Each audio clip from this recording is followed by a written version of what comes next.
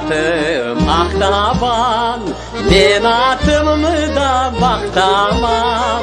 Benim atım Aktaban, men atımı da baktamam. Men atımı da maktasam, ornu geçmeyi toktamam. Men atımı da maktasam, ornu da geçmeyi toktamam.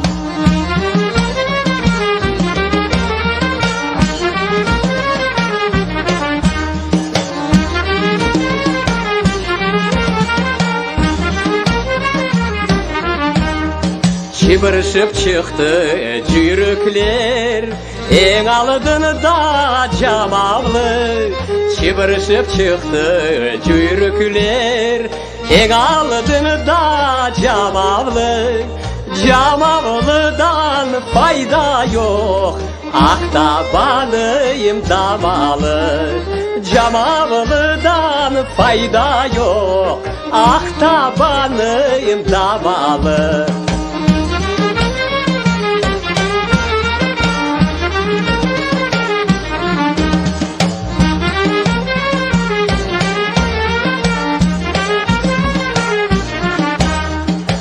Aktaban'man Fenerbaş, ekevde yolga da sıyar mı? Aktaban'man Fenerbaş, ekevde yolga da sıyar mı? Camavlı yolga tayar mı? Şipan torlu koyar mı? Camavlı yolga tayar mı? Şipan torlu koyar mı?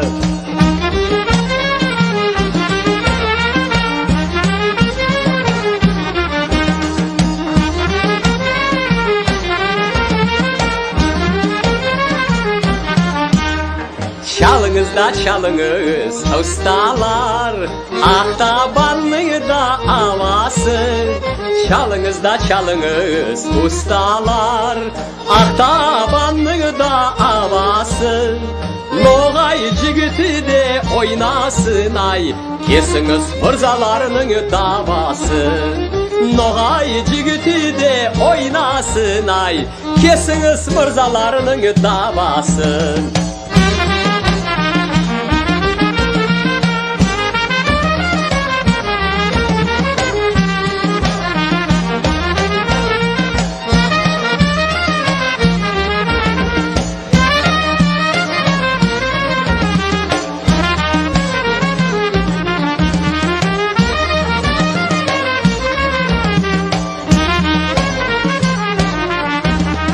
Noğay cigiti de oynasın ay, kesiniz mırzalarının davası. Noğay cigiti de oynasın ay, kesiniz mırzalarının davası.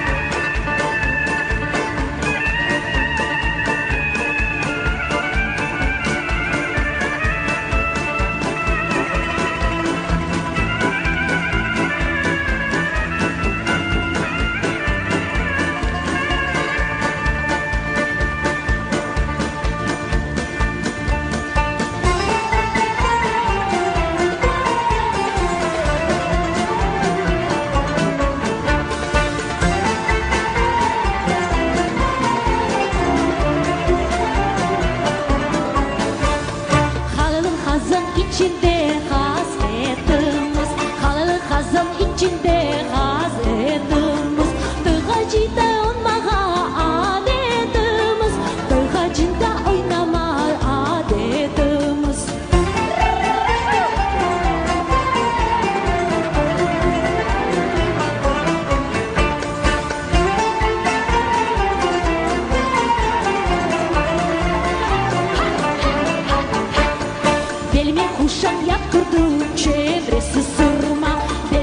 döşek yaptırdım, çevresi sırma. Anıma manıma kozaydım, boynuma vurma. Anıma banıma bozaydım, boynuma vurma. Hey! Maşallah.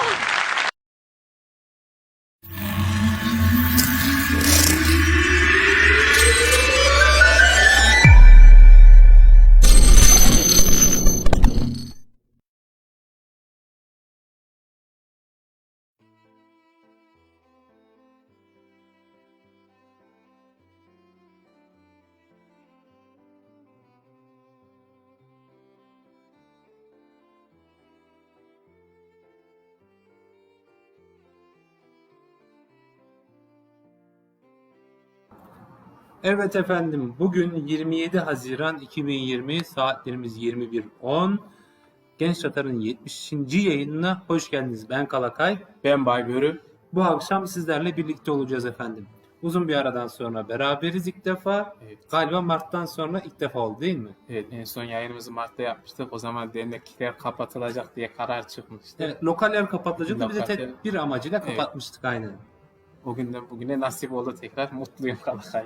Ben de mutluyum gerçekten. Seninle görüşmek daha güzel gerçekten.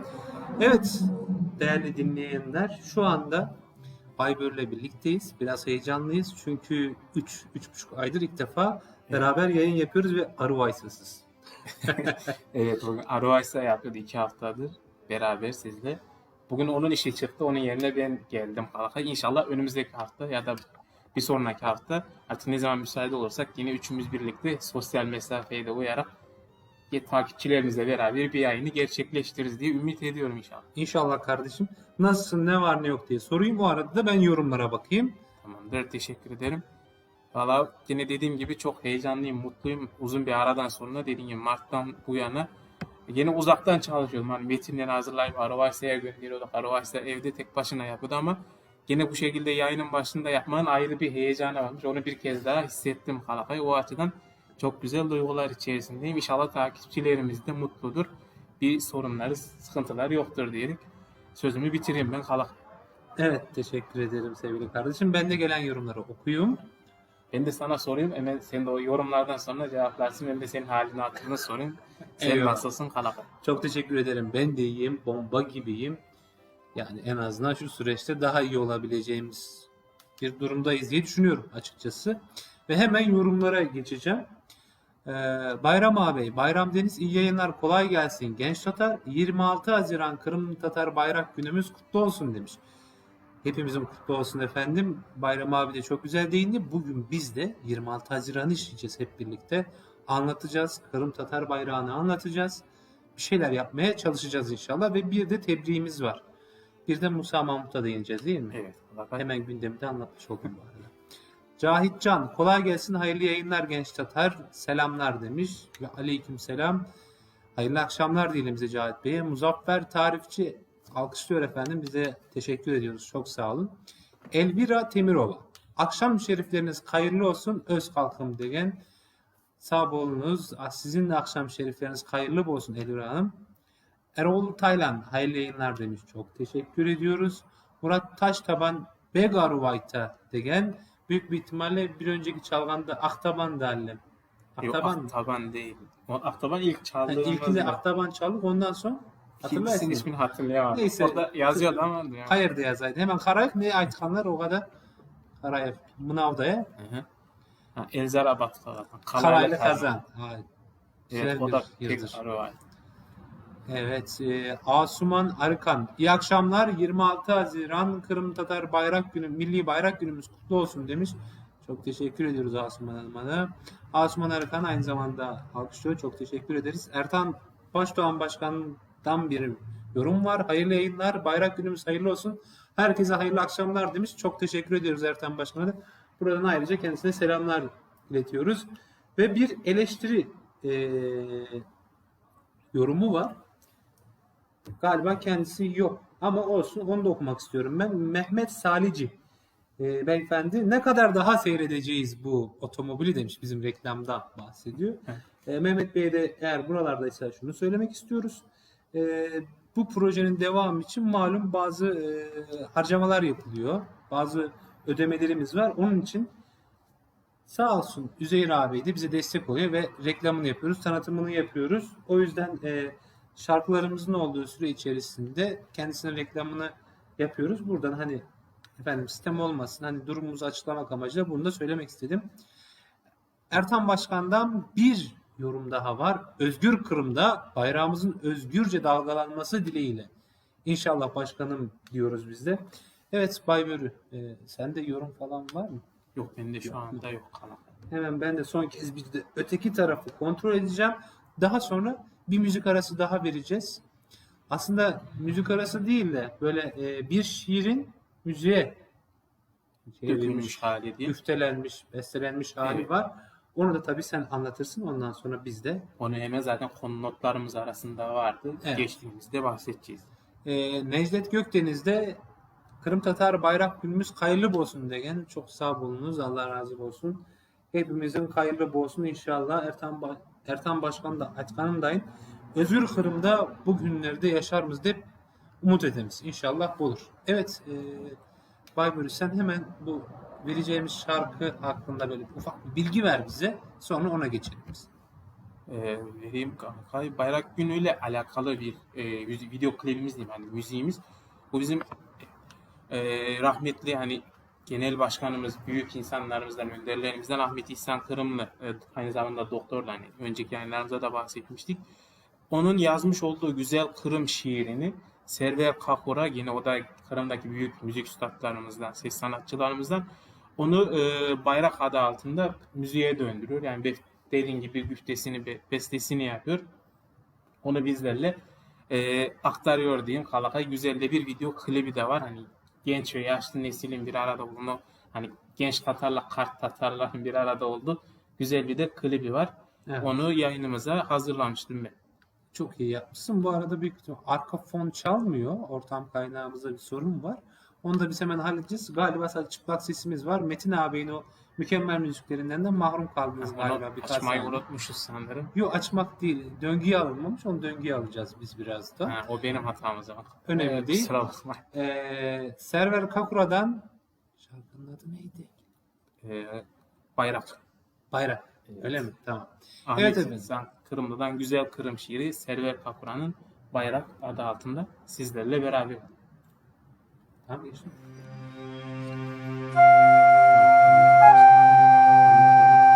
Demen lazım. Görecekler. Durduğu an bitiyor.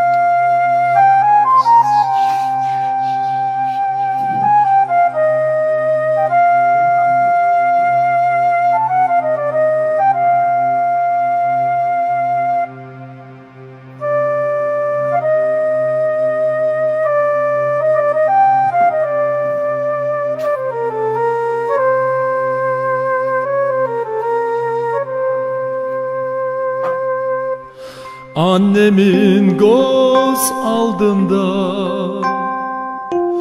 dedemin masalında, babamın hayalında, yaşadığım güzel Kırım, Bahçesaray rüyamda, Yalta içki dünyamda, Efendi koy Eran'da, yaşadığım güzel Kırım. Balam, bu bayrak senin, balam, bu toprak senin, balam, güzel Kırım seninki. Unutma yavrum, asla unutma.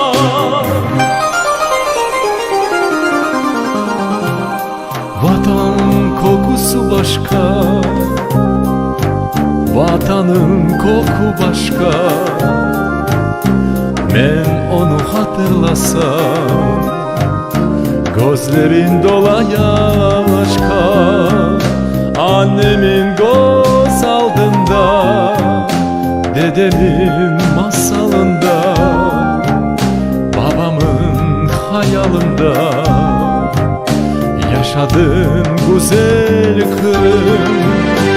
Balam, bu bayrak senin, balam, bu toprak senin, balam,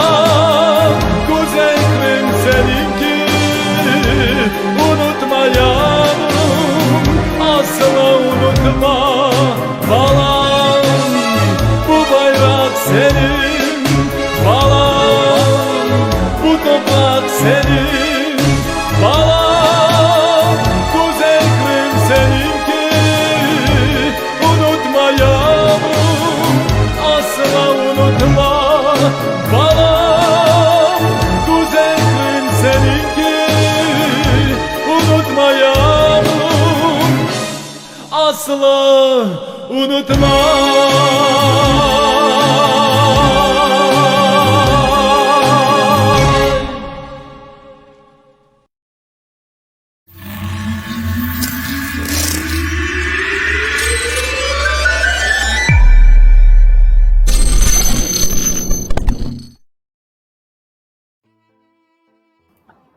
Evet efendim, kaldığımız yerden devam ediyoruz ve bugün sizlerle yorumlarda da görüldüğü gibi 26 Haziran Kırım Tatar Bayrak Günü'nü işleyeceğiz. Değil mi Baybur? Evet Kalakay. Evet, şimdi şöyle yapacağız. Öncelikle biz Kırım Tatar Bayrak Günü'nün tarihçesi hakkında biraz bilgi vereceğiz.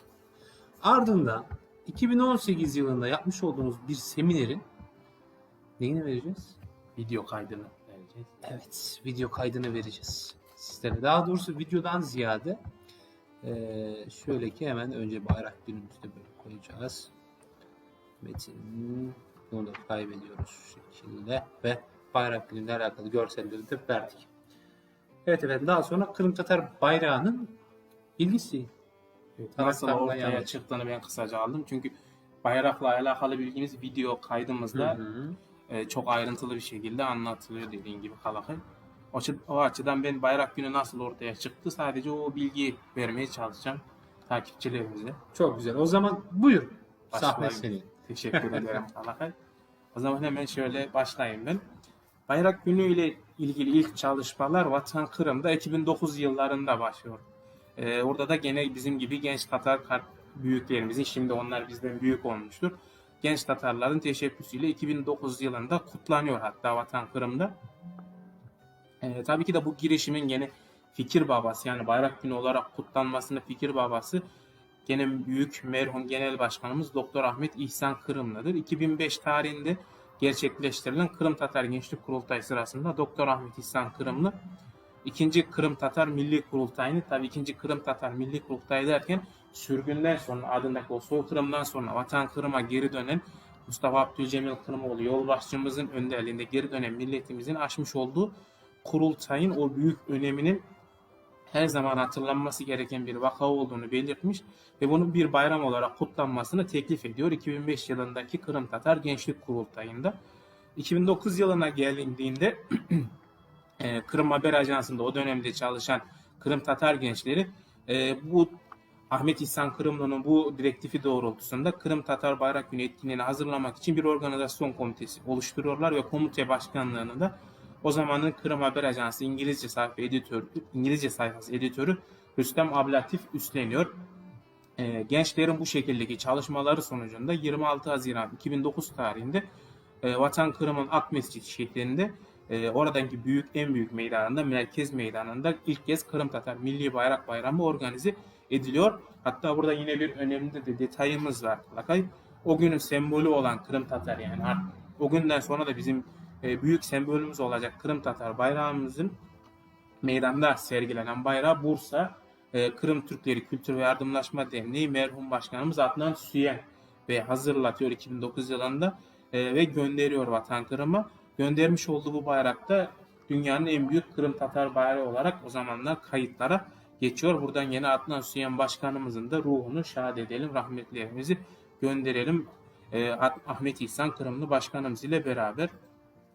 O zamanlarda İsmet Yüksel dönemin o zaman Kırım Haber Ajansı Genel Koordinatörü olan İsmet Yüksel Bey agamız da hazırlık çalışmalarını şu şekilde aktarıyor o dönemde.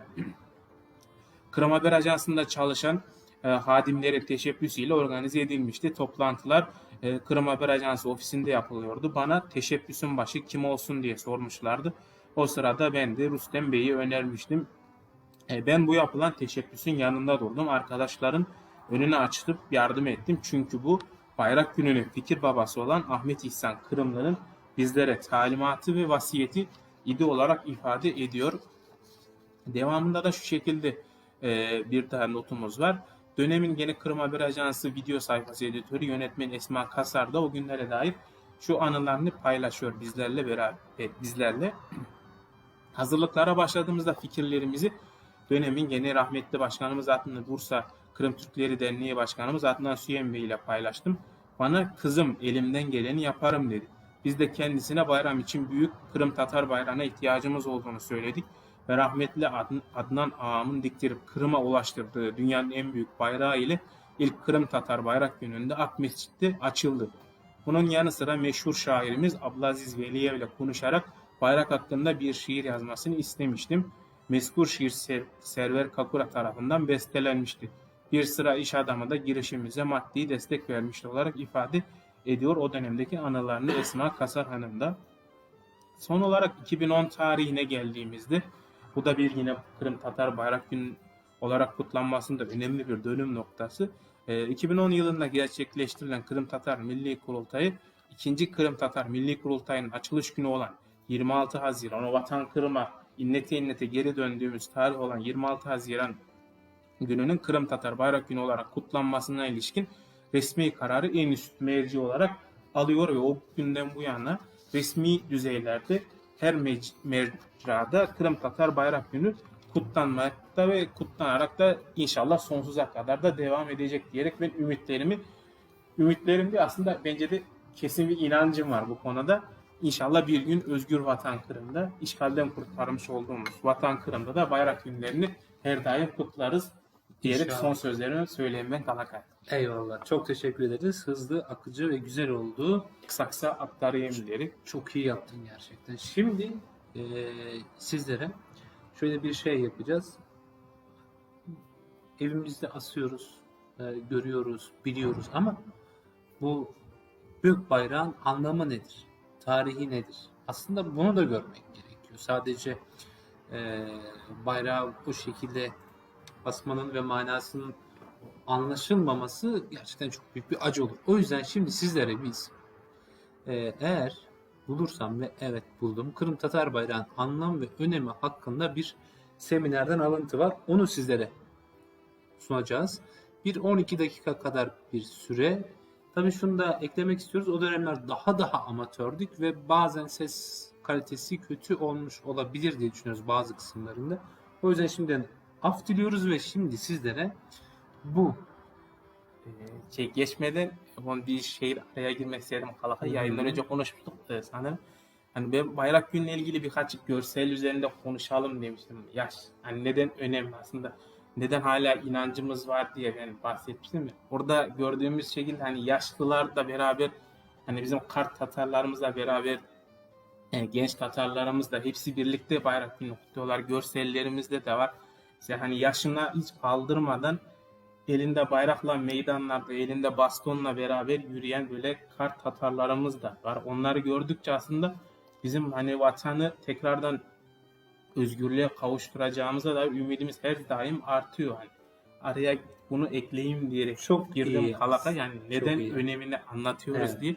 Burada görüyoruz mesela, hatta bir kartla yanında torunu onun elinden tutup bir elinde bayrak bir elinde dedesiyle beraber meydanlara gidiyor. Bayrak gününü kutluyor. Yani bizim yüreğimizdeki olan o bayrak, hani vatan millet, hani diyorlar mesela dışarıdan baksa işte bir avuç kadarsınız, hani ne yapacaksınız, tamam millet. Hani orada şimdiki hatta büyüklerimiz, yolbaşçılarımız konuşuyor, işte işgalcilerin yeni hedefi Kırım'da Kırım Tatarlarını hani ana vatanında kültürel bir sembolik azınlık gibi gösterme çalışmaları kendilerince yürütmeye çalışıyorlar ama burada gördüğümüz gibi bizim o hem Bala Tatarlarımızda hem Kart Tatarlarımızda yüreğinde o vatan sevgisi, beraber el ele bayrak gününde meydanları doldurdukça onların o emelleri hiçbir zaman gerçekleşmez. Bizim yüreğimizdeki o vatan millet bayrak sevgisi hani sözde kalmadığını her seferinde biz görüyoruz. Dışarıdakiler de bunu görüyorlardır bence ama korkularından mı söyleyemiyorlar yoksa başka şeyden mi bilmiyorum. Ama bu tabloları biz bundan sonra da ben göreceğimize eminim. Bu şekilde olduğumuz müddetçe eninde sonunda bir gün vatan Kırım işgalden kurtulacak. Hani belki yarın, belki yarından da yakın diye de bir alıntıyla da bitireyim ben Kalakay. Çok iyi yapıyorsun. Ben de şu an öteki bilgisayarın başına geçtim. Bir yorum vardı. Onu arıyorum şu anda ben. Adana'dan gelen bir yorumdu. Onu hem de ben de bakayım istersen. Ben de o arada yorumları okuyayım istersen Kalakay sen bakana kadar. Çok iyi olur artık gerçekten. Çok iyi olur bence. Hakkı Karadaş başkanımızdan gene bir yorum gelmiş. Evet, bizim tam anlatacağımız, bizim birazdan seminerde bahsedeceğimiz şeyin neredeyse aynısını, Açıklamasını. açıklamasını Hakkı Bey göndermiş. O yüzden hani uzun uzadıya okumayacağız. Sadece ilk paragrafını okuyarak ardından da diğer kısma geçebiliriz. Tamamdır. O zaman ben ilk paragrafını okuyarak devam edeyim Kalakay. Kırım Tatarlarının milli bayrağı Türklüğü temsil eden gök mavisi, zemin üzerinde yer alan ve binlerce yıllardan beri çeşitli Türk boylarında da kullanıla gelen üç dişli ve altın sarısı rengindeki tarak tamgadan oluşmaktadır demiş. Hemen ardından bir yorum daha göndermiş Hakkı Karadaş Bey. Gençler Türkiye'deki derneklerin Nizam Bayrak Günü ile yaptıkları faaliyetleri de paylaşan Adana ve İsmail Gaspıralı Derneği'nin diyerek belirtmiş. Evet Hakkı Başkanım, onları da ben notlarım arasına almıştım. İlerleyen zamanda paylaşacağız inşallah. Videomuz ve birkaç tane daha paylaşacağımız mesaj var. Bunları da ben elimden geldiğince toplamıştım. Güzel bir noktaya değinmiş. Oradan teşekkür ediyoruz diyerek belirteceğimizi de belirteyim ben Kalakay. Evet. Ben şimdi sana yorum okuyacağım. Sen ileteceksin, tamam mı? İleteyim, buyur. Ruşen Yalçın. Ruşen Yalçın. Kutlu olsun yönetim adına Başkan Ruşen Yalçın diyor, Adana Kırım Türkleri Derneği. Kutlu olsun yönetim adına Başkan Ruşen Yalçın, Adana Kırım Türkleri Derneğimiz başkanımızdan da mesaj gelmiş. Bizlerle beraber olduğu için çok teşekkür ediyoruz. Hepimizin bayrak günü kutlu olsun diyelim biz de Kalakay. Videoya geçeyim ben seninle.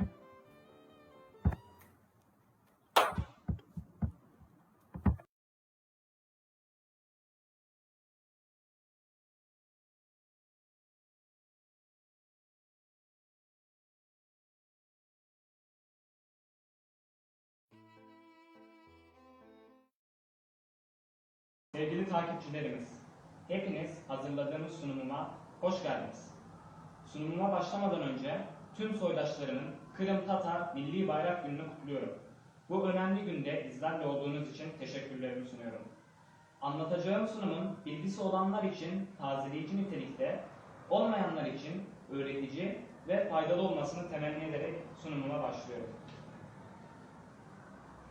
İlk olarak günün anlam ve önemine değinmek istiyorum. 18 Mayıs 1944'teki büyük sürgünden sonra büyük mücadelelerle vatan Kırım'a dönen Kırım Tatarları Akmescit'te 74 yıl aradan sonra 2. Kırım Tatar Milli Kurultayı'nı toplamışlardır.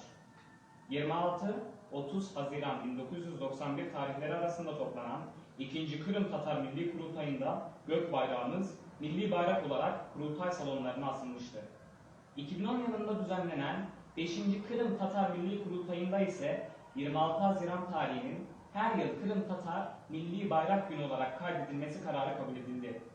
Aynı yılın 26 Haziran tarihinde de Kırım Tatar Milli Bayrak Günü ilk kez kutlanılmış oldu. Bayrağın anlam ve önemine değinecek olursak, bayrağın zemin rengi olan gök mavisi Türklüğü simgelemekte olup, Türklüğün şiarı olan bu renk sadece biz Kırım Türklerinin bayrağında değil, Azerbaycan, Kazakistan ve Özbekistan gibi devletlerin bayraklarında da bulunur.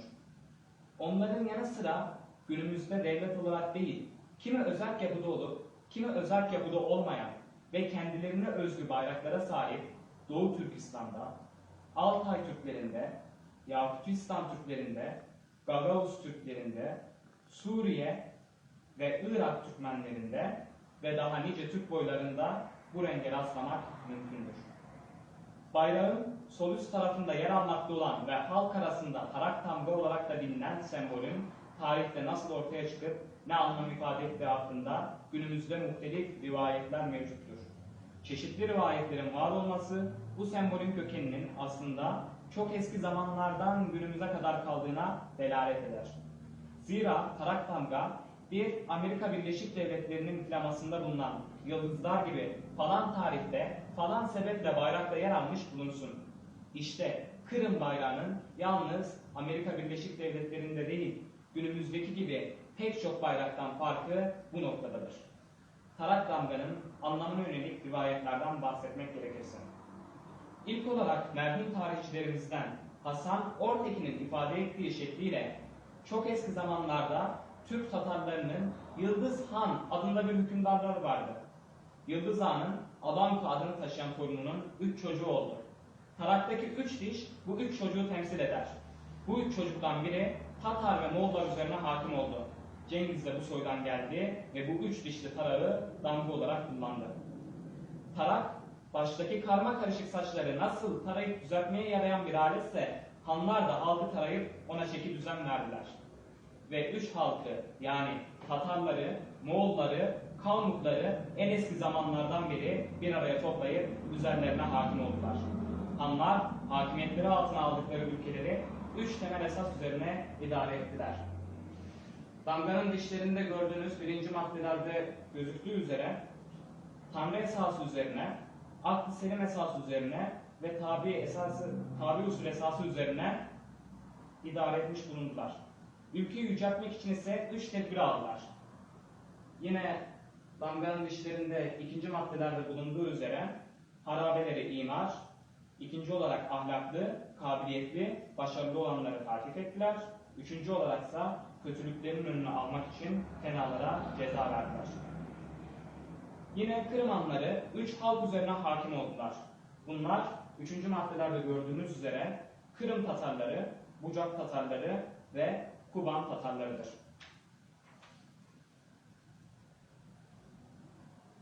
Başkomutanlığı ise üç şahıs arasında taksim ettiler. Bunlar tarağın orta dişiyle temsil edilen Han, tarağın sağ dişiyle temsil edilen Kalgay, tarağın sol dişiyle temsil edilen Nurettin'dir. İşte görülüyor ki üç rakamı her şeye hakim olmuş ve tarağın her dişi bunlardan birini temsil etmiştir.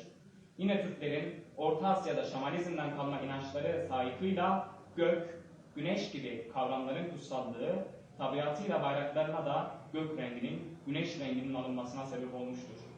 Yine bir başka rivayete göre tarak damganın iki kefesi denk halde bulunan bir teraziye andırması ve böylesi bir terazinin de adalete işaret etmesi dolayısıyla tarak damga sembolünün adaleti simgelediğine ve böylelikle devletin adalet ile yönetildiğine dairdir. Ayrıca orta dişte bulunan hanın kendisine veliaht olan Kalgay ve Nurettin'i sağına ve soluna alarak veliahtları arasında ayrım gözetmeyip kardeşler arasındaki eşitliği sağlamış olduğunu ve böylece idari yapının da adaletli bir şekilde oluşturulduğunu söyleyebiliriz.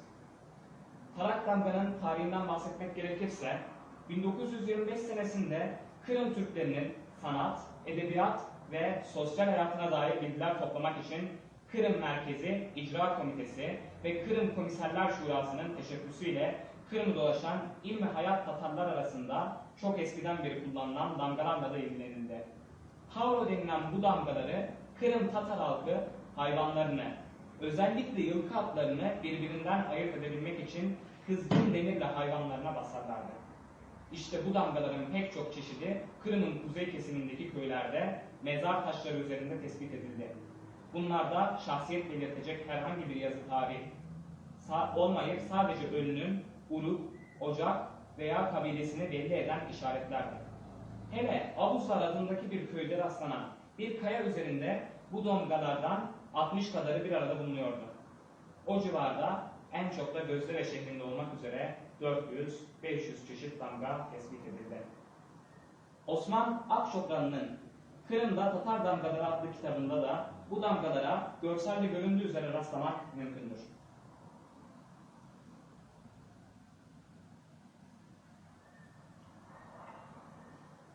Tarihçi rivayete göre eski zamanlarda Türk ve Özbekler mallarını yani hayvanlarını birbirinden ayırabilmek için ocak ocak damga vurmaya ve ocaklara nam ve lakap vermeye mecbur kalmışlardır. Neticede Kumrat, Alçın, Kıpçak, Kırgız, Kazak, Kalmuk, Karlık, Oğuz, Otacı, Giray, Tangıt, Merkit, Türkmen, Tatar, Cambay, Oyrat, Uygur gibi daha pek çok Türk ocakları yukarıdaki misallerde olduğu gibi isimler ve değişik damgalarla tanınmışlardır. İşte bu sayılan ocak, kabile adlarının ve damgalarının pek çoğuna Kırım'da da rastlanmakta olup bu da Kırım Tatar ile Asya Türkleri arasındaki ırkî ve tarihi yakınlığın göstergesidir. Bu hususa Kaşgarlı Mahmud'un Divan-ı Lügat-ı Türk adlı eserinde de temas edilerek sadece Oğuz kabilesinde 22 ocak batın olduğunu ve her ocağın bir alameti yani damgası olduğu ve bu damgaları birbirinden ayırması için hayvanlara, atlara bastıkları beyan edilmektedir. Netice olarak damga demirin keşfinden ve dağlama usulünün bulunmasından sonra kullanılmaya başlanmıştır. Bu yüzden dolayı da damganın mazisi takriben 5000 yıl yıla dayanmaktadır. Yazarlarımızdan Cengiz Dağcı, Onlar da İnsandı kitabında da bu konuya hususen şöyle demişler. Kim gelecek de kim alacak atadan miras toprağı? Ceneviz Kalesi'nin dikildiği günden beri biz bu toprakta duruyoruz. Nice saltanatlar geldi geçti. Kimse bizi bu topraktan atamadı. Kim atar? Damga yalnız mülkiyeti işaret olarak değil, zamanla şahsiyet beyanı olarak da kullanılmıştır. Damga bir obanın, oymağın, boyun, kabilenin işareti olup her şeyde kullanılabilir. Örnek verecek olursak at, diğer hayvanlar, kilim, çadır, eğer, yemek kabı, mezar taşı, mühür, para, bayrak vesaire gibi. İşte Kırım bayrağının üzerindeki tarak damga amblemine binlerce yıllık maziye dayanan bu çok çeşitli damgalardan biridir. Bugün Haziran ayının 26. günü. 9.sunu düzenlediğimiz Kırım Tatarlarının Milli Bayrak Günü'nü tekrardan kutlar ve tarak damgalı gök bayrağımızın işgalci Rusya'dan bağımsız ve özgürce Kırım'da dalgalanmasını temenni ederim. Sunumumu burada bitirmiş olup kaynakçalarımı belirtmek üzere en çok Operatör Doktor Yalkın Bektüren'in Kırım Bayrağı adlı eserinden yararlanmış bulunmaktayız. Buna vatankırım.net'ten ulaşmak mümkündür. Aynı zamanda görseli belirtmiş olduğumuz Osman Akçokraklı'nın Kırım Tatar Damgaları adlı kitabına ulaştık. Yine Mustafa Karasüleymanoğlu'nun Türk Dünyası Bayrak ve Anlamları adlı eserinden kaynaklandık. Buna da internetten ulaşabiliriz. İzlediğiniz için teşekkür ediyorum.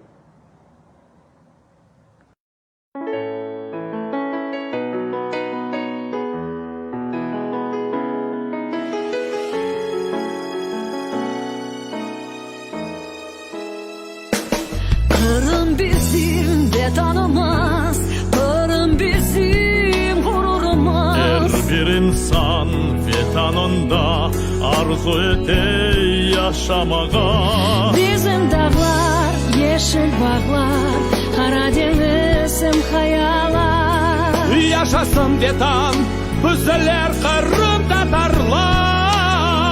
Bayrak bayrak, milli bayrak, mavu bayrak. Nesillerni nesillerine bağlay bayrak. Bayrak bayrak, milli bayrak, mavu bayrak. Halkımızı birleştirgen milli bayrak. Bağlar bizim geleceğimiz, gençler bizim tayancımız. Ellerinizni koterin, birliğimizni ko'rsating. Olga ketmek, dilni bilmek, vatanimizni candan sevmek. Bayrakni ko'kka ko'tarmak gençlarga kerak. Bayrak bayrak, milli bayrak, mavu bayrak. Nesillerni nesillerine bağlay bayrak.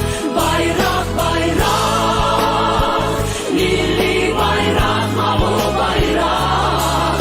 Halkımızı birleştirgen milli bayrak.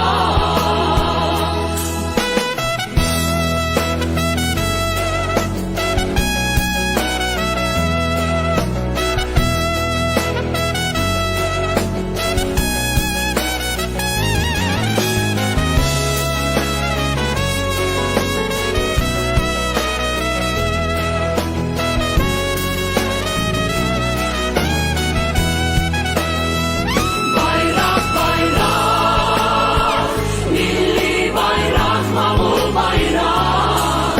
Nesillerni nesillerine bağlay bayrak. Bayrak bayrak, milli bayrak, mavu bayrak. Halkımızı birleştirgen milli bayrak. Halkımızı birleştirgen milli bayrak. Vatan, Kırım, millet, mavu bayrak.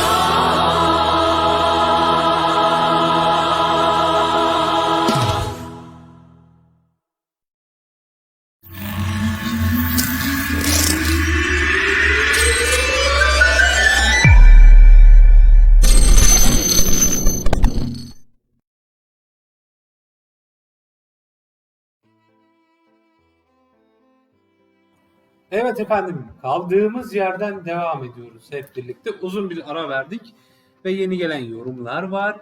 Ve ayrıca videoyu vermeden hemen önce bahsettiğimiz gibi sesin kalitesi kötüydü, kabul ediyoruz. Çünkü bunu 2018 yılında amatörce yaptığımız bir çalışmanın bir parçasıydı kendisi sadece. 2018 yılında bol bol seminer veriyorduk. O arada bunu da kaydetmişiz. Hatta telefonla kaydetmiştik yanlış hatırlamıyorsam. Onun da Evet. etkisi vardı. Telefonla o dönemde de eski bir telefondu. Hani günümüzün modern telefonları değil.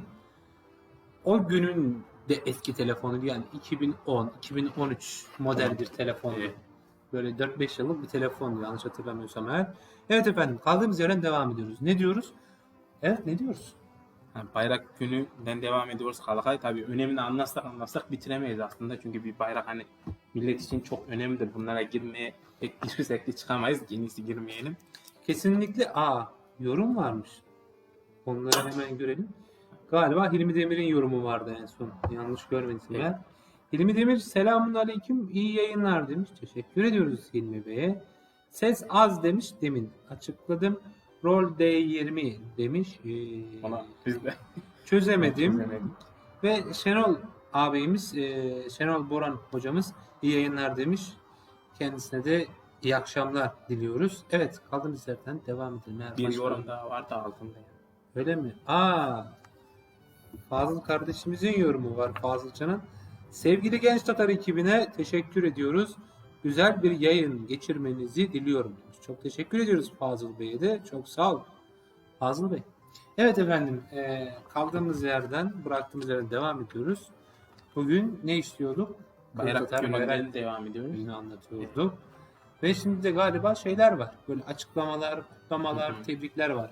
Evet, büyük yani önemli resmi mercilerden yapılan açıklamaları derleyip toplamaya çalıştım. Yine derneklerimizin yapmış olduğu faaliyetleri hani kısaca kim ne yapmış, kim ne demiş gibi bir gezinti diyelim Kalakay. Evet. Onları aktarmaya çalışacağım takipçilerimize. O şekilde devam edeceğiz bugünkü programımızda. O zaman ben başlayayım hemen Kalakay. Lütfen rica ederim. Evet, ilk olarak derneğin genel merkezimizin yapmış olduğu bir basın açıklaması vardı. Bayrak Günü ile alakalı olarak. Onu hemen aktarayım ben takipçilerimize. Onu direkt ayının açıklandığı şekliyle ben okuyacağım takipçilerimize. Bugün 26 Haziran 2020 tarihinde Kırım Tatar Bayrak Günü'nü büyük bir coşkuyla kutluyoruz. Her türlü baskıya ve zulme rağmen vatanlarına dönen kahraman kardeşlerimizin çabalarıyla toplanan 2. Kırım Tatar Milli Kurultayı'nın açılış tarihi olan 26 Haziran 1991 bizlerin her şeye rağmen yok olmayı kabul etmediğimizin ve vatanımızda onurlu bir hayat sürmek için göstermeye hazır olduğumuz fedakarlıkların sembolleştiği bir gündür. İlk Genel Başkanımız merhum Doktor Ahmet İhsan Kırımlı tarafından 2005 tarihinde gerçekleştirilen Kırım Tatar Gençlik Kurultayı sırasında ikinci kurultayımızın açılışının her zaman hatırlanması gereken bir vaka olduğunun altının çizilmesi ve bunun bir bayram olarak kutlanmasının teklif edilmiş olması derneğimiz için bir onurdur. 2010 senesinden itibaren Kırım'da Kırım Tatar Gençler Merkezi'nin ve diğer gençlik teşkilatlarının girişimleriyle bir bayram şeklinde kutlanmaya başlanan bugün 5. kurultayın 3. oturumunda alınan kararla Kırım Tatar Bayrak Günü adıyla milli bir bayram olarak kabul edilmiştir. Muktedir Kırım Hanlarının altın tarak tamgasını taşıyan ve Türk geleneğinde büyük önem arz eden gök mavi renk olan bayrağımız, gök bayrak Kırım Tatar kimliğinin ayrılmaz bir parçasıdır. Bizlerin onurlu ve kahramanlıklarla dolu olan geçmişimizle kurduğumuz ve koruduğumuz bağın bir timsali olan bu bayrağımızın vatanında özgürlük ve barış içinde ebediyen dalgalanması en büyük dileğimizdir. Gök bayrağımızın gölgesinde faaliyetlerimize gururla ve şevkle devam edeceğiz. Bayramımız kutlu olsun. Teşekkür ederim. Genel merkezin açıklamasından sonra Ukrayna'nın Ankara Büyükelçiliğine Kırım Tatar bayrağı göndere çekildi efendim. Ukrayna'nın Ankara Büyükelçiliğinde Kırım Tatar Bayrak Günü vesilesiyle Kırım Tatar bayrağı göndere çekildi. Ukrayna'nın Ankara Büyükelçiliğine düzenlenen törene Ukrayna Ankara Büyükelçisi Andriy Sabiga, Dünya Kırım Tatar Kongresi Genel Sekreteri Avukat Namık Kemal Bayar, Türkiye-Ukrayna Dostluk Derneği Başkanı, Kırım Derneği Yönetim Kurulu üyesi Ali Olgun Boydağ ve Büyükelçilik çalışanları katıldılar. Bu törenin Rus işgalinden kurtulan Kırım'da yapılmasını isterdik. Törende konuşan Büyükelçi, bugün Büyükelçiliğimizde Kırım Tatar bayrağını göndere çekme töreni gerçekleşti. Tabii ki bu çok önemli bir olay. Bu törenin Rus işgalinden kurtulan Kırım topraklarında yapılmasını çok isterdik. Eminim ki er ya da geç bu gerçekleşecek. Uluslararası ortaklarımızın desteğiyle Kırım işgalden kurtulacak ve Kırım'da yan yana Ukrayna ve Kırım Tatar bayrakları dalgalanacak. Kırım Tatar Bayrak Gününüz kutlu olsun ifadelerini kullandı. Bununla birlikte Büyükelçi Kırım Tatar bayraklarının İstanbul Başkonsolosluğu ve Antalya Başkonsolosluğu'nun da gönderi çekildiğini bildirdi efendim. Sürgünde kaybettiklerimizin bizlere sağladığı dönüşü kutluyoruz. Tören kapsamında konuşan Namık Kemal Bayar, biz aslında 26 Haziran'da Kırım Tatar Bayrak Günü'nde sürgünde kaybettiklerimizin bizlere sağladığı bu dönüşü kutluyoruz.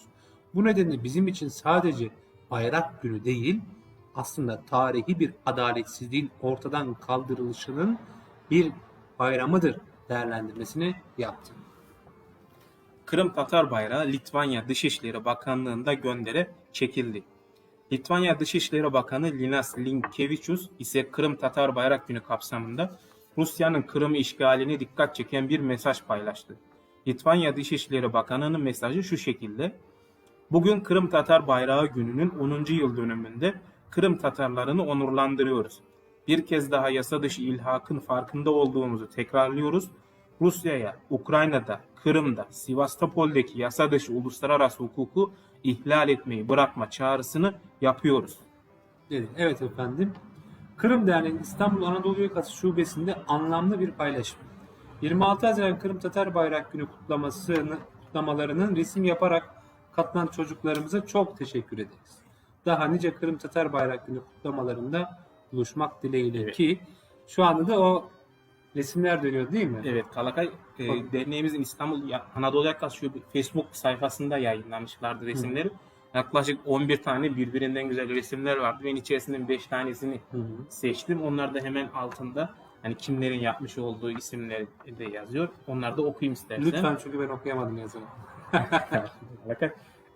Birinci resim olarak ilk resimde Yevheniya Kuzmi 8 yaşında. Yani bunu Ukrayna'dan göndermiş resmini. İkinci resim de yine Ukrayna'dan 14 yaşında Tetiana Stasiuk.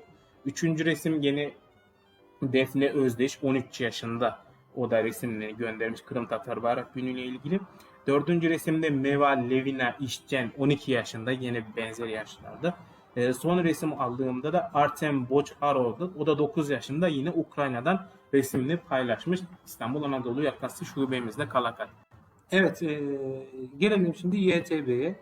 YTB'nin de bir videosu var. Özel bir video paylaşım Bayrak Günü ile alakalı.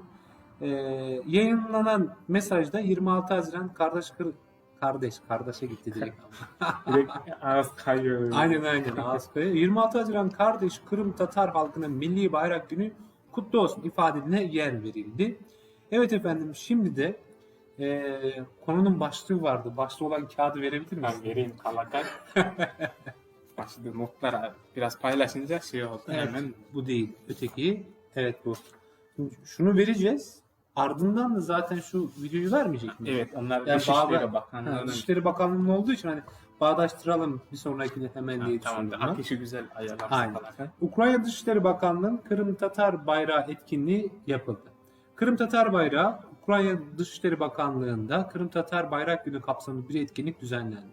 Kırım Tatar Bayrağı, Ukrayna Dışişleri Bakanlığı binasının önünde göndere çekildi. Bugün kaydedilen Kırım Tatar Bayrak Günü vesilesiyle Ukrayna Dışişleri Bakanlığı'nda Kırım Tatar Bayrağı'nı göndere çekme töreni düzenlendiği törene Ukrayna Dışişleri Bakanı Dmitry Kuleba, Ukrayna Dışişleri Yardımcısı Emine Cabbar, Kırım Tatar halkının milli lideri Ukrayna Milletvekili Mustafa Abdülcemil Kırımoğlu, Kırım Tatar Milli Meclis Başkanı Refat Çubarov, Kırım Tatar Milli Meclis üyeleri İskender Bariyev, Gayana Yüksel ve Riza Şevkiyev katılmıştır efendim. Ukrayna Dışişleri Bakanı ise Kırım Tatar Bayrak Günü vesilesiyle Kırım Tatar Bayrağı'nın Ukrayna'nın yurt dışındaki tüm diplomatik temsilciliklerinde gönderi çekildiğini belirtmiştir efendim. Evet, şimdi de Ukrayna Dışişleri Bakanlığı'nın bir videosu var ki Türkçe altyazısı da var değil mi? Evet, Kalakay. Mükemmel. Şimdi sizlere onu vereceğiz. Ardından biz tekrar buradayız. Ve başka haberimiz var mı? 2 tane daha haberimiz vardı. 2 dernek haberi daha vardı galiba. Onlardan bahsedecektik. Evet, onları video mesajdan sonra. Evet, daha sonra onlara bahsedeceğiz. Ardından da bir tebriğimiz var ve sonra da Musa Mahmut. Efendim, şimdi Ukrayna Dışişleri Bakanlığı'nın videosu sizlerle.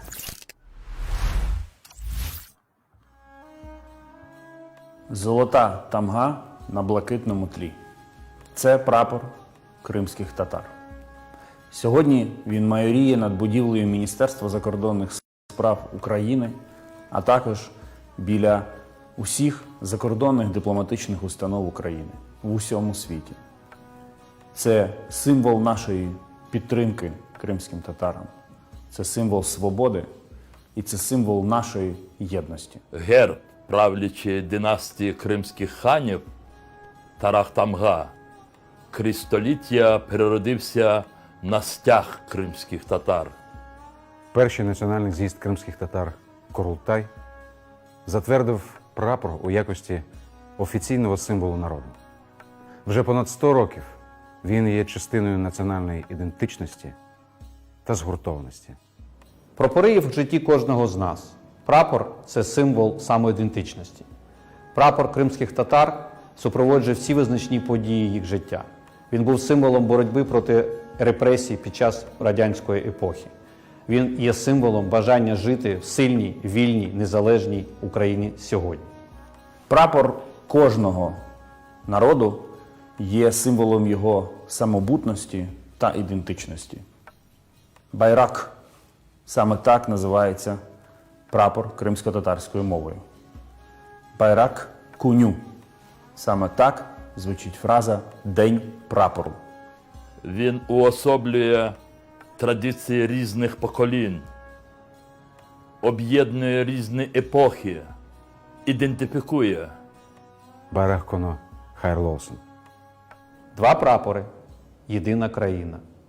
Який байрак бір девлет.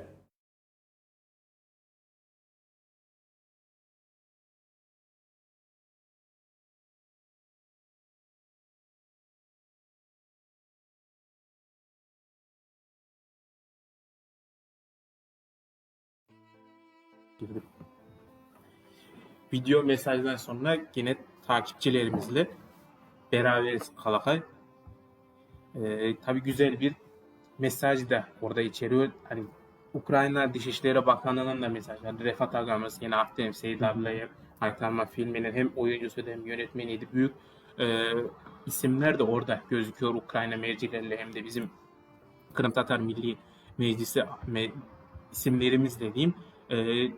Baktığımızda haberlere Ukrayna dışında yine Litvanya'dan da katılım olduğunu, hani ülkemizden de yurt dışı Türkler, akraba topluluklar olsun, Kiev Büyükelçiliğimiz olsun, resmi merciler hepsi tebrik mesajlarını da yayınladığını görüyoruz Kalakay. Bu aslında yine bir önem arz ediyor. Diyebilir miyiz Kalakay? Sen ne dersin? Kesinlikle Konuda. öyle. Şöyle ki pek çok demeyelim yani. Şimdi çok abartı olur. 190-200 tane devlet var sonuçta dünyada. Bazı devletlerin dış temsilcilikleri hususi olarak hani bu paylaşımları yaptılar. Gerçekten güzel bir şey, mükemmel bir şey. Bizim için hem de aynı zamanda işgalin tanınmadığının bir göstergesidir bu. Ki bu bizi sevindiriyor gerçekten. Ve bir yorum var. Hemen okumam gerekiyor yoksa Kızıyor. Yok, kızmak değil ya. Unuturuz yoksa. Hayırlı akşamlar arkadaşlar demiş. Halil Mürvet Güney Çakıl, Mürvet ablamız. Çok teşekkür ediyoruz. Uzun zamandır kendisi yoktu buralarda. Evet, çok önemli bir husus gerçekten bu konuda. Bu arada Ümit Şivit Başkanımız da bizlerle birlikteymiş. Onu görüyoruz. Ümit Başkan'a da buradan bol bol selamlarımızı iletiyoruz efendim. Bu şekilde hani böyle özet geçecek olursak çok önemli bir husus gerçekten. Dış temsilciliklerin, büyükelçiliklerin, Dışişleri Bakanlığı'nın bu tarz hamleleri gerçekten Evet, güzel. baktığımızda hani bakanlık binaları, bütün diplomatik temsilciler en önemli kurumlarda bayrağımız bir öndere çekiliyor. İnşallah bundan sonra Özgür Özgür Kırım'da Kırım'da hep beraber çekeceğiz diyelim Kalakay. İnşallah. Zaten burada da fotoğrafların arasında da kimleri ne paylaştığını da koymuşsun zaten. Evet, o şekilde hazırlamaya Onları çalışmıştım. görmüştüm. Çok güzel. Evet, şimdi Evet, Adana Derneğimizin de yapmış olduğu etkinlik vardı. Onlardan da bahsedeyim ben Kalakay. Sen bakana kadar mesaj gelmişti sana.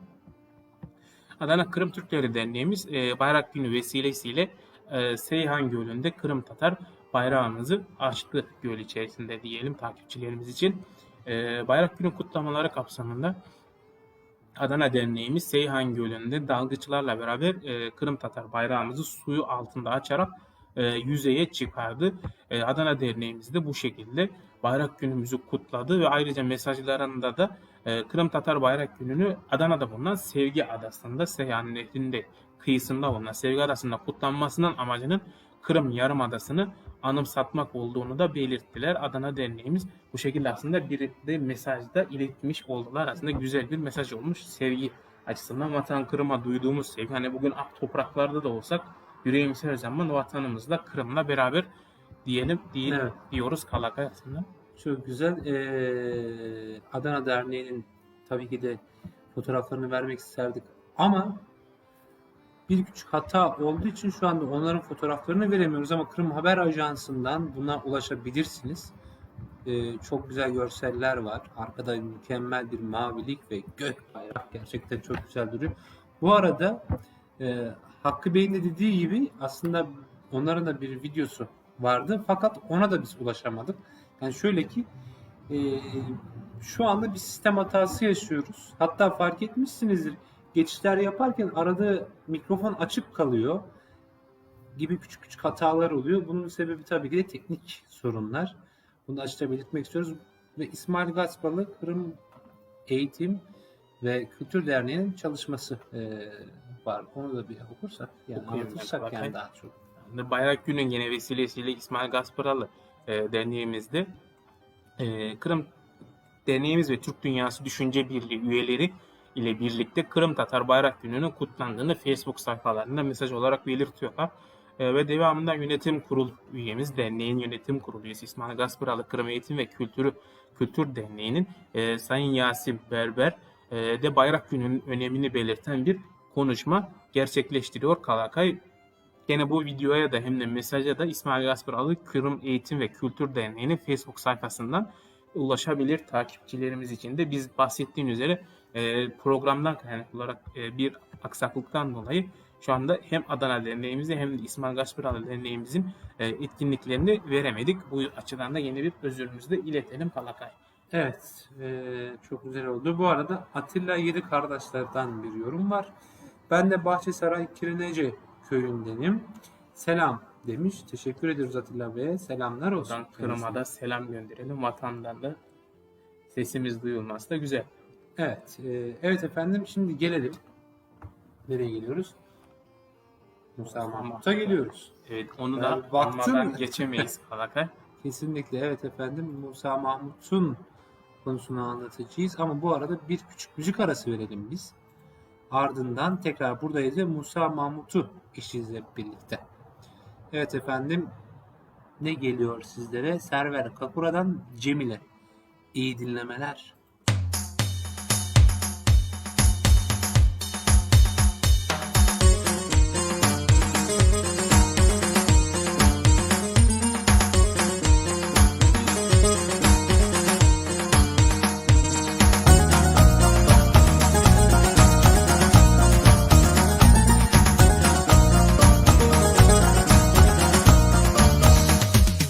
Emanet elleri ince, Kırım'ın dağları yüce.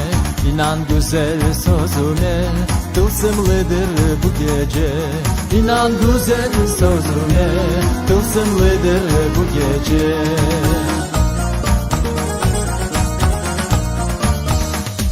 Sırlı seslen inley saz, bahar geçse gelir yaz. İnan dünya malını sana versem olur az. İnan dünya malını sana versem olur az.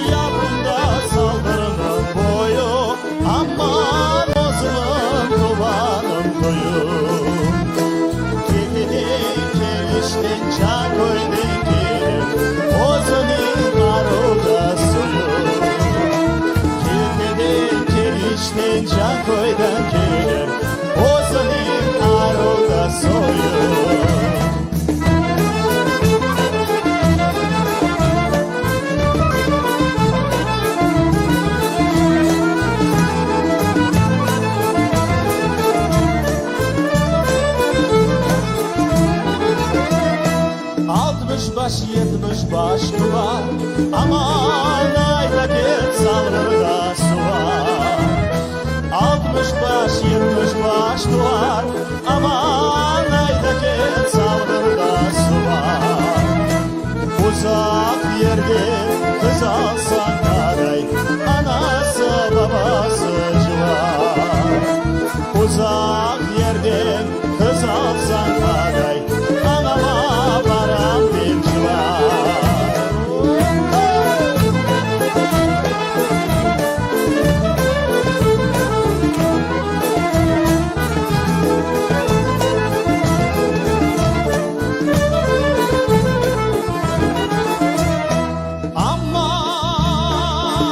Aman uzundur saldırının boyu, aman uzundur duvarın boyu. Uzundur saldırının boyu, aman uzundur duvarın boyu. Ata binse yaraşır, o senin sevgili boyu.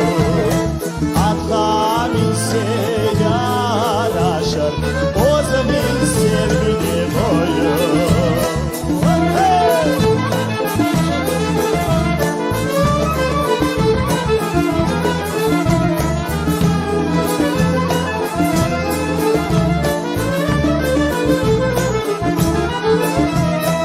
Haydadır benim atalarım, at oynatan balıklarım. Haydadır benim atalarım, at oynatan balıklarım. Atlarıma hiç yanmazdım, geçti yaşlı balıklarım. Atlarıma hiç yanmazdım, geçti de yaş balıklarım. Aman!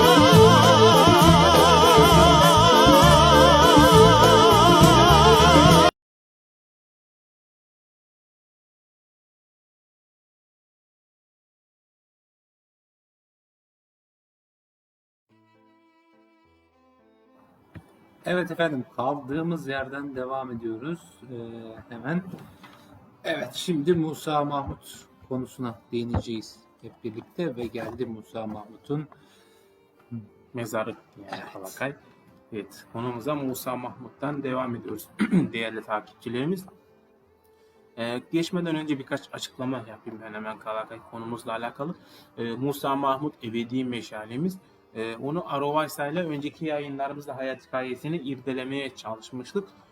Bu yayınımızda ben biraz daha değişik bir şekilde takipçilerimize aktarmaya çalışacağım. Hem de Bayrak Günü vesilesiyle aslında gurur duyduğumuz, içimizin gurur dolduğu bir gün vesilesiyle Musa Mahmut'u da buna paralel olarak farklı yönleriyle açıklamaya çalışacağım. Bunu da bir alıntıyla açıklamaya çalışacağım. Onu da hemen belirteyim. Emel dergimizin 1980 yılında Ayşe Seyit Muratova'nın yazmış olduğu sayfa sayılarını da vereyim hemen. 27. ve 29. sayfalarda yayınlanmıştı. 121. sayısında. Musa Mahmud'un kendisini yakmasının yıl dönümü münasebetiyle başlıklı yazısını alıntı olarak paylaşıp irdelemeye çalışacağım diyelim ben Kalakay ve hemen hızlıca başlayayım ben anlatmaya. Ayşe Seyit Muratova yazısına şu şekilde başlıyor. Bundan tam bir yıl önce 23 Haziran 1978'de Kırım'da Simferopol şehri civarında Donsköy'e, yani Kırım Türkçesiyle aslında hem de gerçek anlamıyla, gerçek ismiyle köyünde, bu Donsköy'e olsun, işte Simferopol diyoruz, Sivastopol diyoruz. Bunların hepsi aslında Çarlık Rusyası'nın işgalinden sonra başlayan işte Kırım'ı kendilerince silme, işte sözde ezelden beri Rus politikası gibi safsatalar çerçevesinde isimlerinin değiştirildiği, yok edilme politikalarının sonucunda ortaya çıkmış isimler diyerek hemen devam edeyim ben. Kırım Tatarı Musa Mahmut kendisini yakmıştı. Tabii neden yakmıştı? Bunu da hemen açıklayacağız. 3 çocuk babasıydı Musa Mahmut kendini yaktığında. İşçiydi ve 46 yaşındaydı. Vatanında ölmeyi zorbalığa, kanunsuzluğa, boyun eğmeye ve Kırım'ı terk etmemeye tercih etti. 3 çocuk babası arkasında 3 çocuk bırakacağını da biliyor bu eyleme giriştiğinde. 46 yaşında, aslında hani genç de diyebiliriz, yaşlı da değil.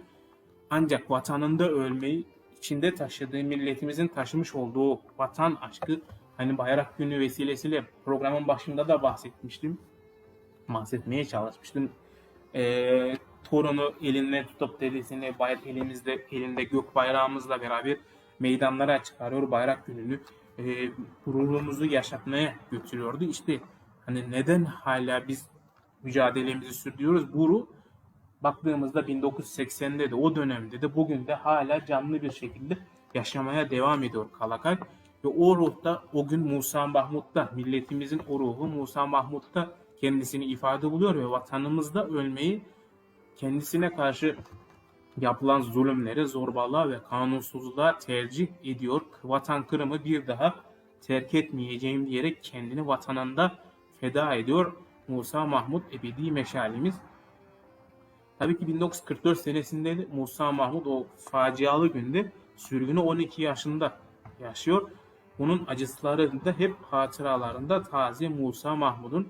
Tabii kendini yakma eylemine, ebedi meşalemiz olma eylemine geçmeden önce diğer bütün Kırım Tatarlarının yaptığı gibi o da birkaç kere Vatan Kırım'a geri dönüp yerleşmeye çalışıyor. Ancak o dönemin Sovyet idarecileri, Kırım'daki o işgalci idareciler bugün de olduğu gibi kendisine ikamet kaydı gibi hani resmi izinleri sağlamıyor.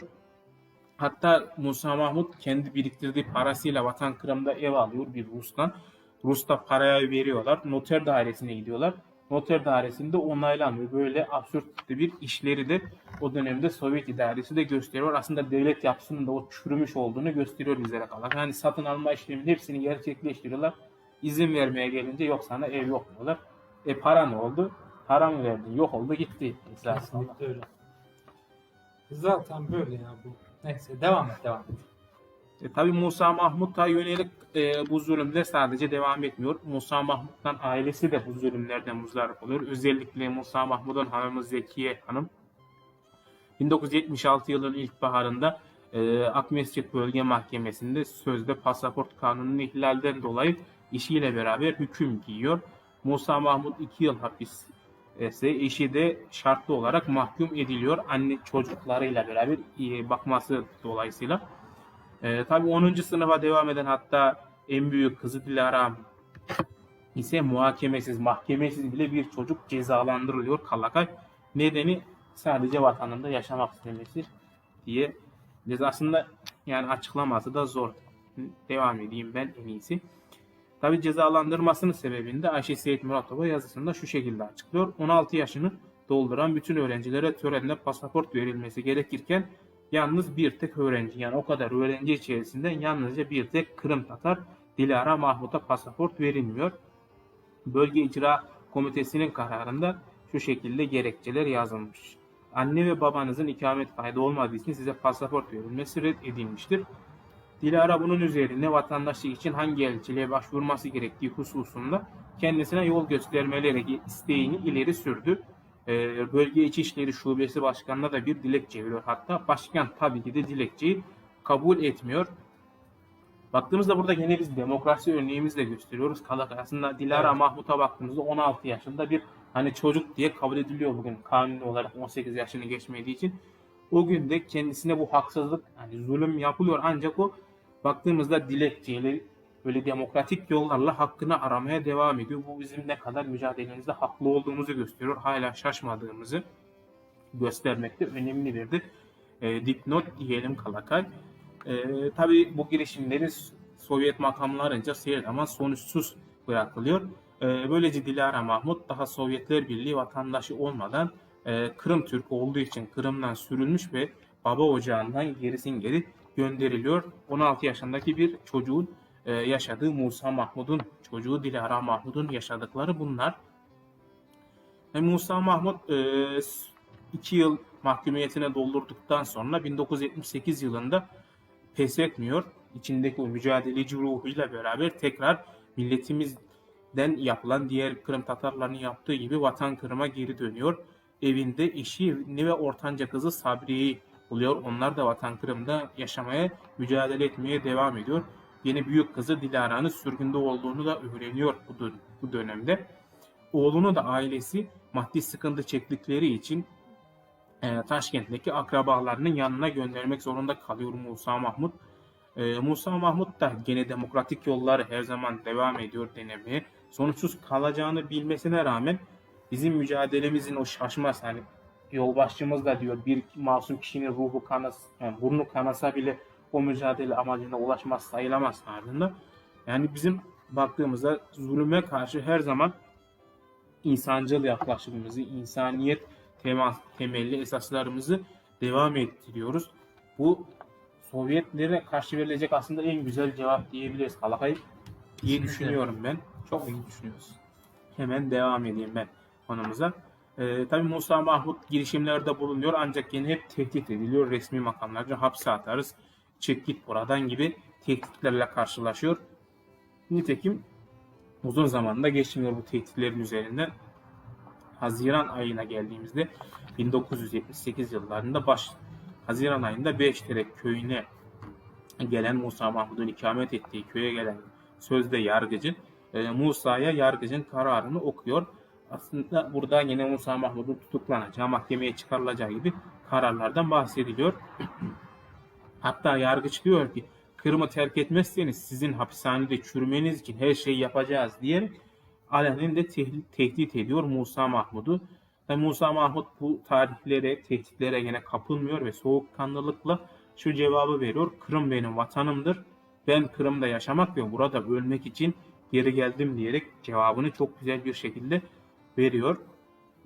Bu olaydan sonra birkaç gün sonra Musa Mahmut Bölge İçişleri Komiserliğine de şu şekilde mesajını iletiyor. Bu sefer götürmek için evine motosikletle bir milis geldiği zaman Musa milise üstünü değiştireceğini söyleyerek odunluğa giriyor ve üzerine benzin dökerek geriye dönüyor. Milise doğru yaklaşırken kendisini ateşler içine veriyor ve artık o andan itibaren ebedi meşalemiz oluyor Musa Mahmut.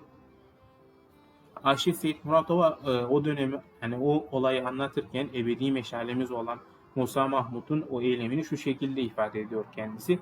Danko kendi kalbini koparıp çıkararak insanların yolunu nasıl aydınlattıysa Musa Mahmut da Sovyetler Devleti'nde yapılan haksızlık ve kanunsuzluğu insanlığa ve tarihe daima ebedi bir meşale olarak hatırlatacaktır.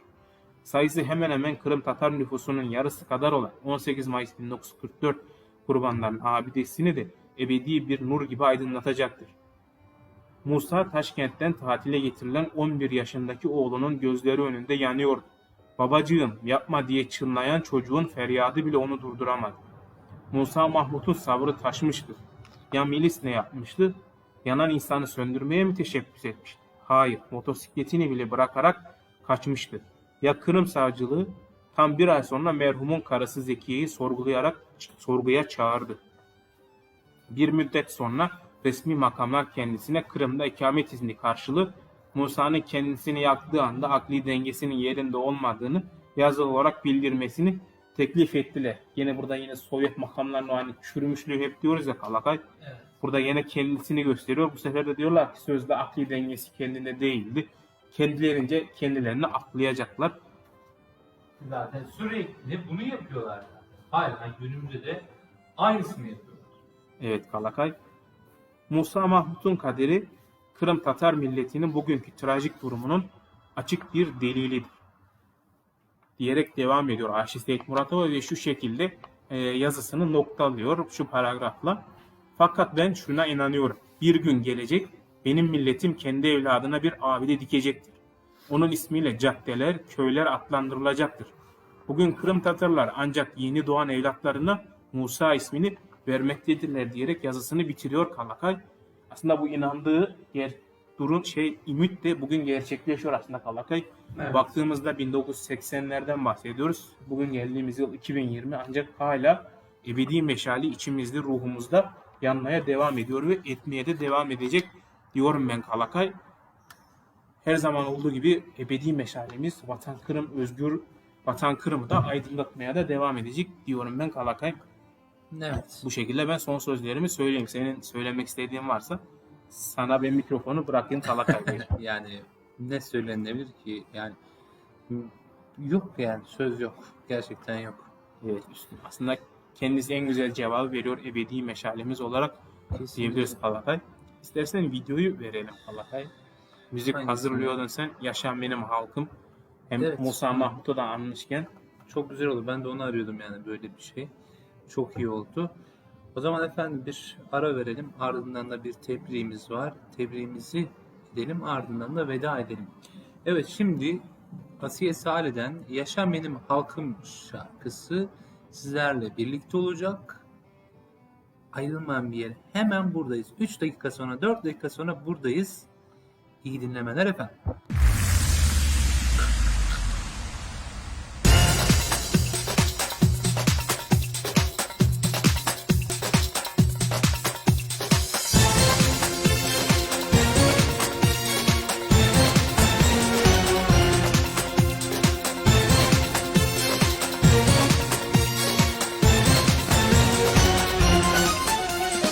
Canımız yen bağlımız bu toprağa bu yere sıralanıp dağ gibi vereyip el ele.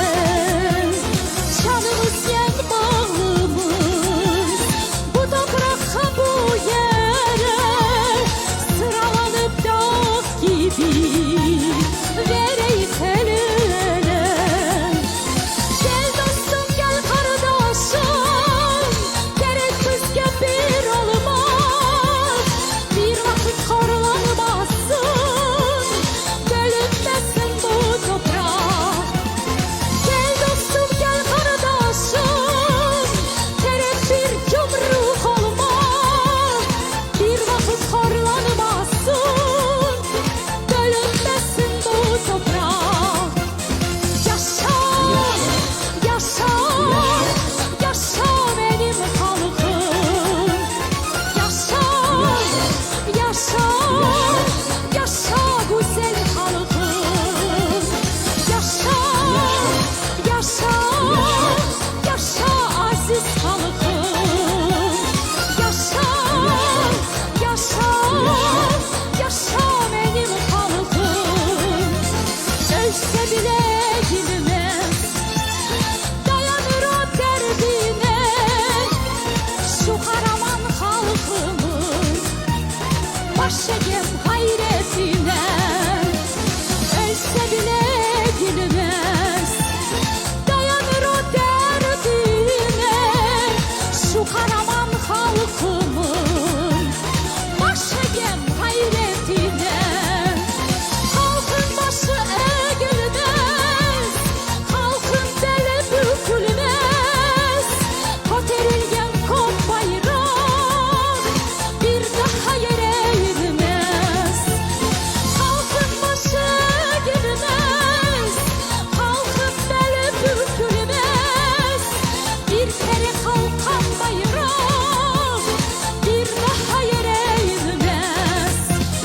Yaşa, yaşa, yaşa benim halkım. Yaşa, yaşa, yaşa aziz halkım. Yaşa, yaşa, yaşa güzel halkım. Yaşa, yaşa, Kırım Tatar halkım. Yaşasın benim vatanım, yaşasın benim milletim, yaşasın benim bayrağım, yaşasın.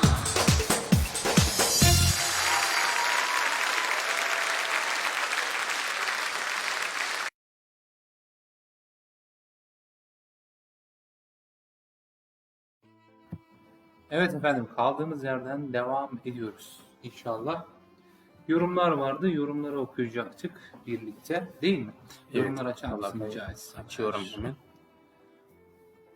Evet. Mouse gel buraya. Dur mouse'u ben tutuyordum. Sen temas etme mouse'a. Evet. Evet. Ersin Abdullah selam. Ben Tatar ve Türk'üm demiş Ersin Abdullah. Aleyküm selam diyoruz. Ertan Başkan'ın bir yorumu var. Yayınınızı zevkle izliyorum. Buradan elinizden geldiğince güzel şeyler yapmaya gayret ediyorsunuz. Buradan reklam amaçlı konuşmalar, paylaşımlar yapılıyor ve bahsedilmediği için sistemler oluyor. Bence çok yanlış. Bu yayın Kırım'ın sesini duyurmak için yaptığınız yayın ve özveriyle hiçbir bedel beklemeden yaptığınız bir iş. Allah razı olsun. Çok teşekkür ederiz. Aynen özveriyle elimizden geldiğince bir şeyler yapmaya çalışıyoruz. Dediğiniz gibi karşılığında hiçbir şey beklemiyoruz. Sadece sizin destekleriniz bizim için en önemli olan şey. Şeref Sert'in bir yorumu var. Hayırlı akşamlar, iyi yayınlar demiş. Teşekkür ediyoruz Şeref Bey'e ki kendisi sık hayranlarımızdanmış. Ertan Başkanımız da Musa Mahmut'u anlatırken mekanı cennet olsun demiş. İnşallah diyelim efendim. Ve son olarak tebriğimize gelelim. Teşekkür ederim. Öncelikle haber metnini elime alayım ben. Daha sonra şu şekilde, evet, önce haber metnini alıyorum. Ardından da görseli veriyorum ve haber metnini okuyorum. Evet efendim. Profesör Doktor Mustafa Ersöz Selçuk Üniversitesi Rektör Yardımcılığına getirildi.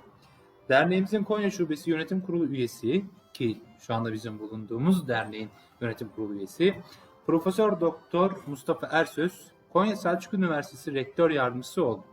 Fen Fakültesi Kimya Bölümü öğretim üyesi Profesör Doktor Mustafa Ersöz, Konya'nın Çumra ilçesi Seçme köyünde dünyaya geldi.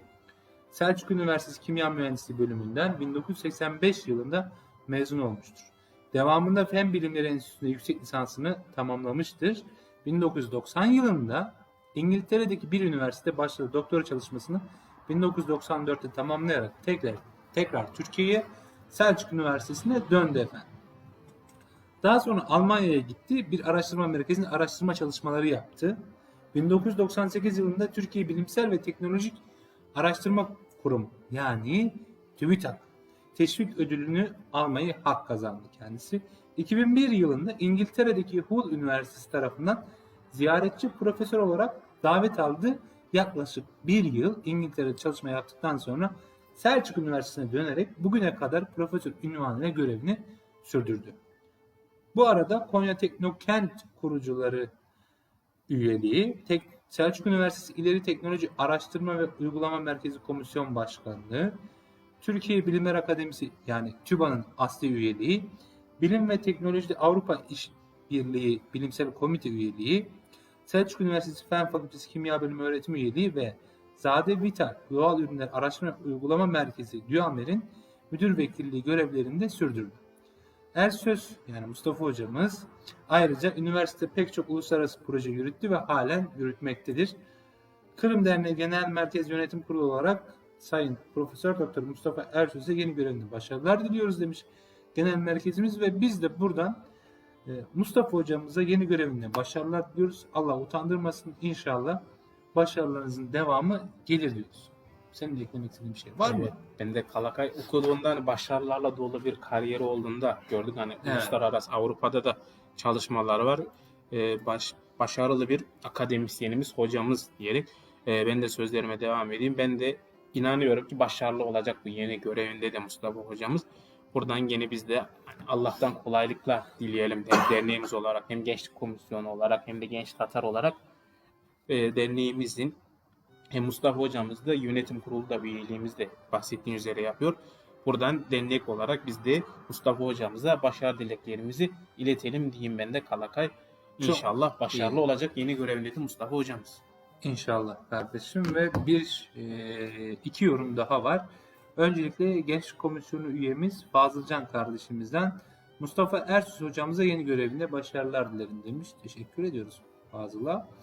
Ertan Başdoğan, Profesör Doktor Sayın Mustafa Ersöz hocamı tebrik ediyorum. Başarılarının devamını dilerim demiş. Ertan Başkan'a da çok teşekkür ediyoruz. Evet efendim. Tahminimizden biraz fazla olmuş.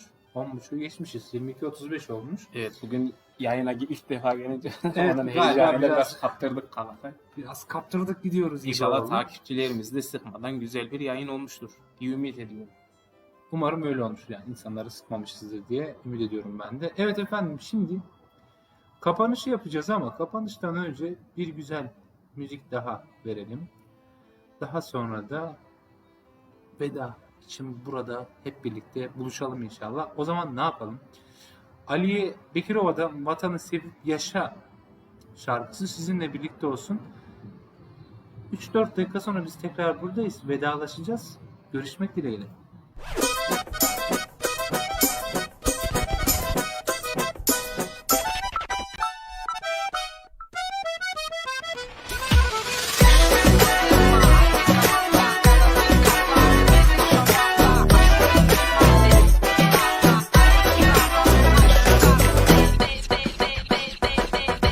Senin bir yalıların, efsane masaların.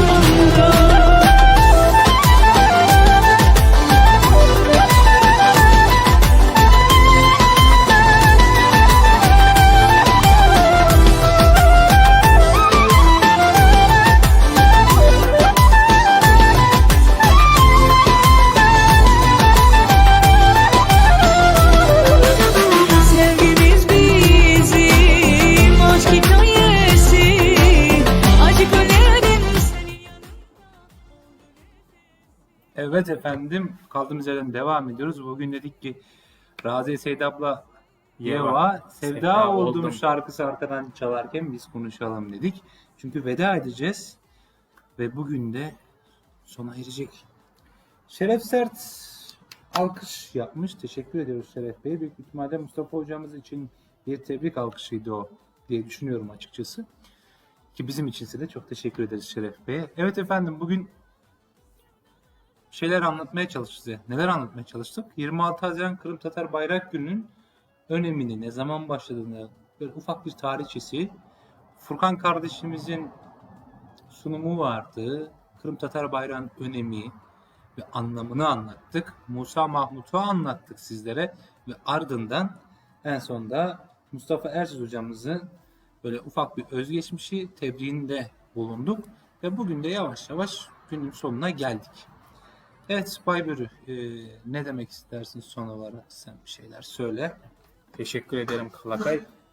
Uzun bir aradan sonra takipçilerimizle beraber mikrofon başında her ne kadar bundan önce uzaktan da yayın metinlerini, yayınları Avrovasya ile beraber hazırlanmış olsam da yayın mikrofonun önünde konuşmayı da özlemişim diyerek ben takipçilerimize ile son sözlerime başlayayım. Tabii en son yayın başında da bahsetmiştik. Mart ayında beraber yapmıştık. Daha sonra lokaller kapanmalı kapanma durumu oluşmuştu. O yüzden koronavirüsten dolayı ara vermek zorunda kalmıştık. Kısmet bugün 70. yayına nasip oldu.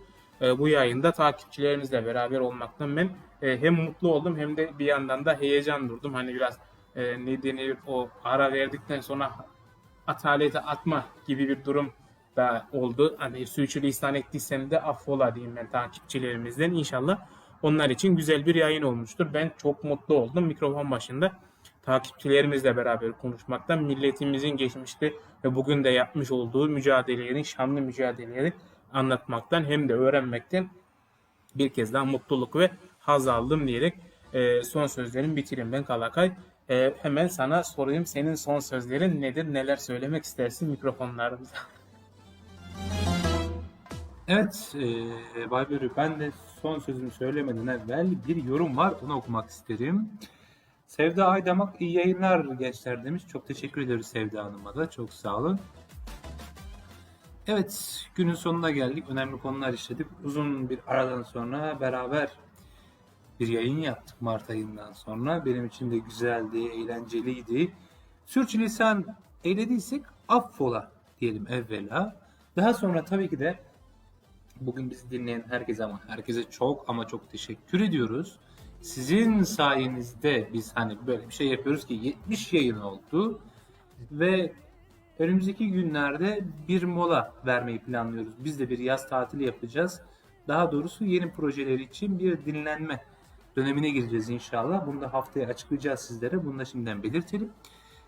Bu arada bir şey daha var. Gençtatar.com'a girerek bizim mecmuamızı da okuyabilirsiniz. Buradan onu da duyurusunu yapalım. Ve son olarak da bizi dinlediğiniz için çok teşekkür ediyoruz. Haftaya görüşmek dileğiyle. O zaman haydi. Sağlıkla kalınız.